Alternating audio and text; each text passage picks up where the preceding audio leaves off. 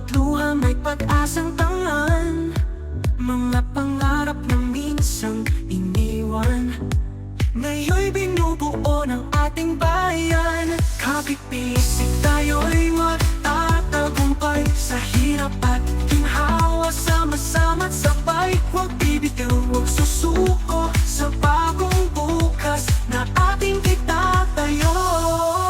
Bagong araw, bagong pag-asa, bagong Pilipinas na magkaisa. Tangan ng tapang, pusong may dangat, tayo'y muling babangon, di magpapaalipin kailanman.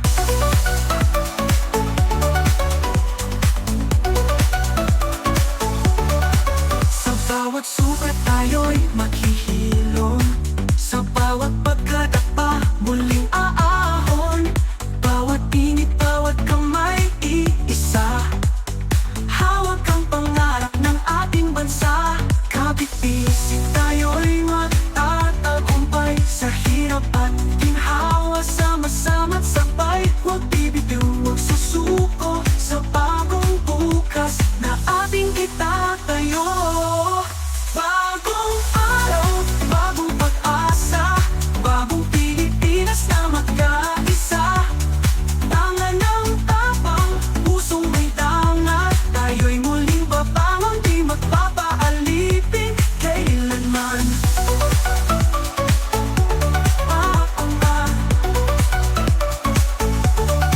Sa bawat kalsada, sa bawat tahanan, tinig ng pagbabago, sama-samang aawitan. Pag-ibig at pag-asa sa puso'y iukit, bagong Pilipinas ito'y ating itatayo't ipagpupunyagi.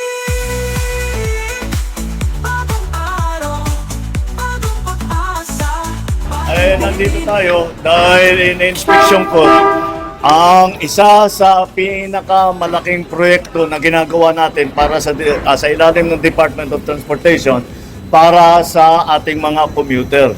Ito yung ating subway project na papaabutin natin hanggang itong phase na ito, hanggang Valenzuela.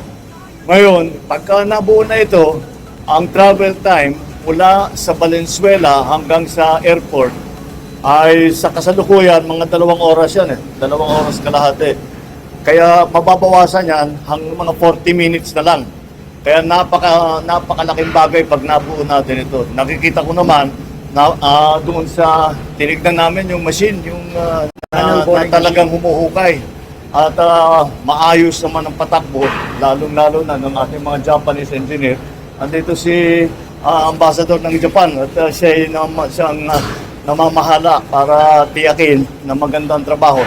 At masasabi ko naman, napakagandang trabaho ng kanilang ginagawa. Sana matapos natin ito by hanggang sa Valenzuela. Baka matapos natin ito 28.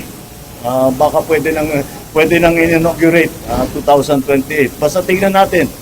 Lahat naman ay nag-a-agree na kailangan na bilisan na mabuti lahat ng gusto dahil ang mga ating mga commuter para naman mas maginhawa ang kanilang pag-commute. So, patuloy natin ginagawa. Napaka-impressive. Impressive talaga ito. Kung titignan ninyo, isipin nyo kung gaano kabigat yung engineering na dinadala nila dito. But the Japanese do that the best. I think in the whole world, it is recognized that the Japanese are one of the top when it comes to heavy engineering and construction projects such as this. Kaya I think we have picked the right partner and I'm very happy to see the progress that's being made. And I think, at saka nakakatuwa dahil yung mga Japanese lamang na nandito ay yung talagang espesyalista. Ngunit hindi lang sila nandito, tinuturuan din ang ating mga engineer. At kung makita niyo dun sa loob, isa lang, 2 lang ang supervisor na Hapon. Karamihan ng mga nagtatrabaho puro Pilipino na. Which once again, I am not surprised dahil kayang-kaya naman talaga ng Pilipino yan basta't maturuan ng mabuti. Kaya I urge everyone to keep going and we look forward to the day when we can say na nasakyan na natin yung subway sa Pilipinas. We have taken this. There is now the very strong commitment to support the Philippines through the especially like improvement of the transportation. But on the other hand, we are also supporting the NSCL, the North-South Commuter Train, and also the LRT or the MRT. After the completion over the project, that could be the very good impact to the Metro Manila. And we are very supportive, and we have the strong commitment to support the Philippines. This project is much more focused on the subway, and this is a first showcase in this country. So maybe it could be a very good benefit, not only for the passengers, but also the users. But on the other hand, we are also supporting the NSCL and other trains like LRT or the MRT. And also under the project, we also supported the PRI, the Philippine Railway Institutions. This is very good benefit, not only for the passenger, but also for the drivers and the technical staffs related with the transportation sector, it's a railway sector. You can enjoy the very good technology, which now the Japanese government or Japanese transportation company has already developed. We really hope the Filipino people can enjoy like a good service or the quality gained from the Japanese company. We are also supported not only the construction of the project, like a railway, but also we are much more focused on the O&M, operation and maintenance.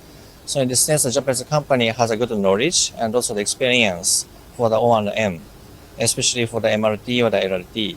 Maybe around one decades ago, the project is a little bit facing difficulties in terms of the O&M, but now we support it for the rehabilitation of the MRT, for example.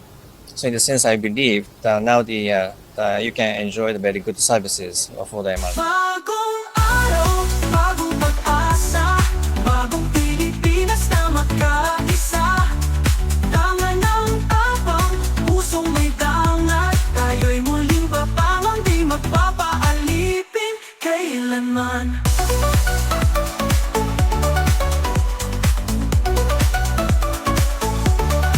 Sa bawat sukat tayo'y maghihilom, sa bawat pagkadapa muling aahon, bawat init, bawat kamay iisa. Hawak ang pangarap ng ating bansa, kapit-isip tayo'y magtatagumpay. Sa hirap at ginhawa, sama-sama't sabay, huwag bibitiw, huwag susuko sa bagong bukas na ating itatayo. Bagong araw, bagong pag-asa, bagong Pilipinas na magkaisa. Tangan ng tapang, pusong may dangat, tayo'y muling babangon, di magpapaalipin kailanman.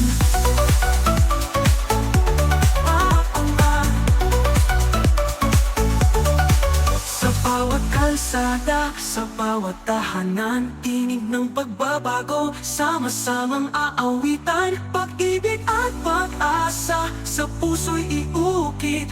Bagong Pilipinas, ito'y ating itatayo't ipagpupunyagi. Bagong araw, bagong pag-asa, bagong Pilipinas na magkaisa.